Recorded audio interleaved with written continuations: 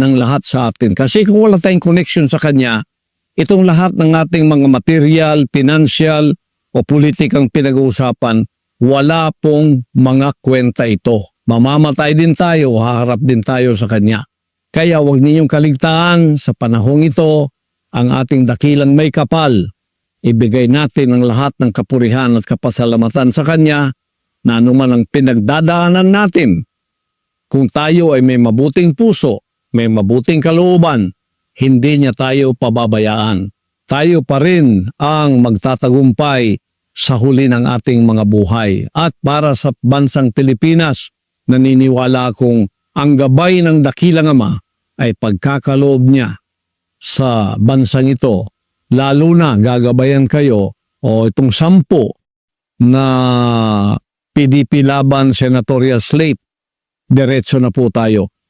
Huwag na tayong lumiko, huwag na tayong lumingon sa iba, diretso na po. Straight ang boto ninyo, PDP laban lahat. Para tayo'y mananalo sa larangan ng ating pamahalaan at ng ating bansa. Mabuhay po kayo, mabuhay ang Pilipinas, at mabuhay tayong lahat. Ang kapurihan ibinabalik natin sa dakilang Diyos. Amen.